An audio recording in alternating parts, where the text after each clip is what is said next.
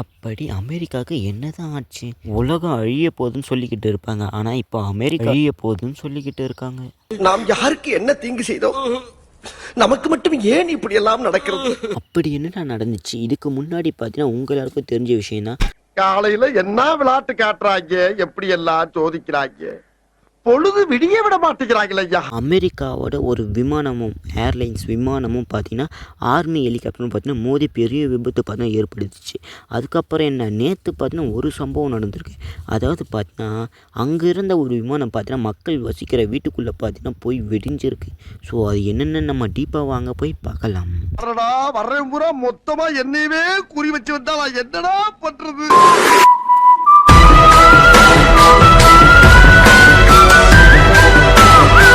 அதுக்கு முன்னாடி நம்ம சேனலுக்கு நீங்கள் புதுசாக வந்தீங்கன்னா மறக்காமல் சப்ஸ்கிரைப் பண்ணி வச்சுட்டு வீடியோக்குள்ளோட லைக்கை கொடுத்து உங்கள் ஃப்ரெண்ட்ஸுக்கு எல்லாரும் ஷேர் பண்ணுங்கள். வீடியோக்குள்ளே போகலாம். இந்த ஒரு இன்சிடெண்ட் எங்கே நடந்திருக்கு, எப்படி நடந்தது, எதனால் நடந்தது, அது எல்லாத்தையும் நான் உங்களுக்கு டீப்பாக சொல்கிறேன். இப்போ அங்கே ரீசெண்டாக என்ன பிரச்சனை ஓடிக்கிட்டு இருக்குன்னு முதல்ல ஃபஸ்ட்டு பார்த்துட்டு வந்துடலாம். ஒரு கதை சொல்லிட்டேன் சார், ஒரு மயிரும் தேவையில்லை.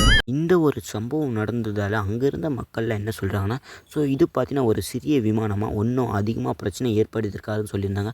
அதுக்கப்புறம் நான் அது பார்த்தீங்கன்னா கீழே விழுந்து வெடிக்க சொல்ல பார்த்தீங்கன்னா நிறைய அதுலேருந்து நெருப்பு பார்த்தீங்கன்னா பறந்துருக்கு. பக்கத்து வீட்டில் பல கிலோமீட்டர் தூரம் பார்த்தீங்கன்னா போய்கிட்டு இருந்ததுன்னு சொல்லியிருக்காங்க. இதுவே ஒரு பெரிய விமானமாக இருந்தால் என்ன நடந்திருக்கும்? அதுக்கு என்ன? இந்த ஒரு சம்பவம் எங்கே நடந்திருக்குன்னா அமெரிக்காவில் இருக்கிற பிலாடெல்பியா அந்த ஒரு நகரில் பார்த்தீங்கன்னா விழுந்து சுக்குநூறாக நொறுங்கியிருக்குன்னு சொல்லி வச்சுருக்காங்க. ஸோ என்னென்னலாம் நடந்திருக்கு இன்னும் வாங்க போய் பார்ப்போம். ஒரு சிறிய விமானத்தில் பார்த்தீங்கன்னா 6 பேர் பயணிச்சதாக சொல்லியிருக்காங்க. ஸோ அவங்களுக்கு என்ன ஆச்சுன்னு நான் உங்களுக்கு சொல்கிறேன்.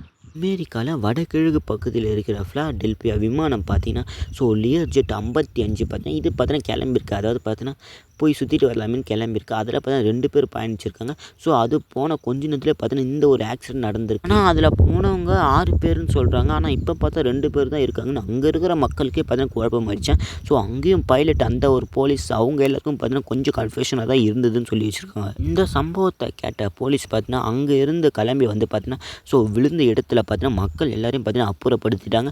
அங்கே என்னென்னலாம் டேமேஜ் ஆகிருக்கோ அது எல்லாத்தையும் பார்த்தீங்கன்னா நோட் பண்ண ஆரம்பிச்சிட்டாங்க. ஸோ வேறு யாருக்குன்னா காயம் பட்டிருக்கோ அது எல்லாத்தையும் பார்த்தீங்கன்னா முழுசாக செக் பண்ண ஆரம்பித்தாங்க போலீஸ். இந்த ஒரு விமானம் எங்கே கிளம்பிக்கிட்டு இருந்ததுன்னா மீசோரில் உள்ள ஸ்ப்ரிங்ஃபீல்ட் இந்த ஒரு பிரான்ஸ் தேசிய விமான நிலையத்துக்கு பார்த்தீங்கன்னா போகிறதா இருந்தது. ஸோ போக சொல்ல பார்த்தீங்கன்னா இந்த மாதிரி ஆக்சிடென்ட் நடந்தது. இந்த ஒரு விமானம் பார்த்தீங்கன்னா பிரான்ஸ் தேசிய விமான நிலையத்துக்கு போகிறதுக்கு பார்த்தீங்கன்னா இன்னும் 5 கிலோமீட்டர் தான் இருந்திருக்கும். ஸோ அங்கே போகிறதுக்குள்ளே பார்த்தீங்கன்னா இந்த மாதிரி ஆக்சிடென்ட் நடந்ததால் வெடித்து சுக்குநூறாக போயிருக்கு. அது மட்டும் இல்லை, இதை விசாரிக்கிறதுக்கு பார்த்தீங்கன்னா தேசிய போக்குவரத்து பாதுகாப்பு வாரியம் NTSB இவங்க பார்த்தீங்கன்னா வந்து விசாரிக்க ஆரம்பிச்சிருந்தாங்க. இந்த விமான வெடிக்க சொல்ல பார்த்தீங்கன்னா அங்கே ஒரு முக்கியமான ஒரு நல்ல விஷயம் பார்த்தீங்கன்னா நடந்திருக்கு. அதாவது என்னென்னா அங்கே பார்த்தீங்கன்னா சரியான மழை பெஞ்சு தான். ஸோ அதனால் தீ விபத்துலாம் பார்த்தீங்கன்னா கொஞ்சம் கண்ட்ரோல் பண்ணியிருக்காங்கன்னு தான் நான் நினைக்கிறேன்.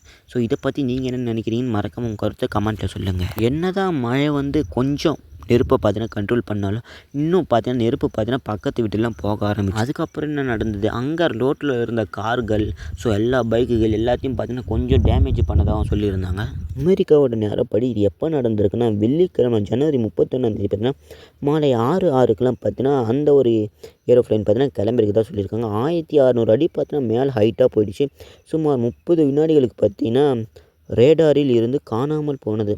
அதாவது பார்த்தீங்கன்னா இங்கே ரேடார்லேருந்தே காணாமல் போயிடுச்சான். அதுக்கப்புறம் தான் இந்த ஒரு விபத்துக்கு பார்த்தீங்கன்னா உள்ளே நான் உங்கள் எல்லாருக்கும் முன்னாடியே சொல்லியிருப்பேன். நம்ம ஊரில் எப்படி பைக்கு பஸ்ஸுலாம் எப்படி ஃபேமஸோ அங்கே அமெரிக்காவில் பார்த்தீங்கன்னா ஸோ ஃப்ளைட்லாம் ரொம்ப ஃபேமஸாக இருந்தது.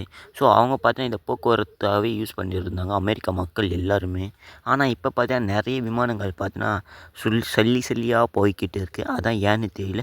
அதனால் அங்கே இருக்கிற மக்கள்லாம் கொஞ்சம் பயத்தில் தான் இருக்கிறாங்கன்னு சொல்லணும். இந்த வாகனங்கள்லேயே முக்கியமாக ரொம்ப சேஃபாக இருக்கிறதுனா விமானத்தை சொல்லுவோம்.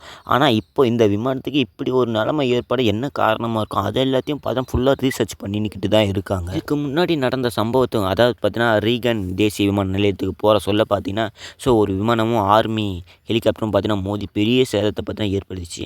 அதனால் அங்கே இருக்கிற மக்கள் எல்லாத்தையும் இதை பார்த்தீங்கன்னா விமர்சித்து வராங்க. அதாவது என்ன அவங்க அப்படி சொல்லிக்கிட்டு வராங்கன்னா ஸோ 60 பயணிகளை கூட்டின்னு போன நிலையில் இப்போது யாருமே உயிரோடு இல்லை. எல்லாம் பார்த்தீங்கன்னா ஒரு கடலில் போய் விழுந்து ஒரு நதின்னு நினைக்கிறேன். ஸோ அந்த ஒரு நதியில் போய் விழுந்து பார்த்தீங்கன்னா எல்லாம் இறந்துட்டாங்கன்னு சொல்லியிருந்தாங்க. ஆனால் இப்போ என்னன்னு தெரியல. ஸோ இதுக்கு என்ன பதில் சொல்ல போகிறாங்கன்னு தெரியல இந்த அமெரிக்கா அரசு. இதெல்லாம் ஏன் நடக்குது என்ன நடக்குதுன்னு ஒன்றுமே புரியல. இந்த ஒரு வீடியோ பிடிச்ச மறக்காமல் லைக் கொடுத்துட்டு உங்கள் ஃப்ரெண்ட்ஸுக்கு ஷேர் பண்ணிட்டு மறக்காமல் சந்திர டாக்ஸை சப்ஸ்கிரைப் பண்ணிச்சுங்க. அடுத்த வீடியோவில் இன்ட்ரெஸ்டிங்கான கான்வர்சேஷனில் சந்திக்கலாம்.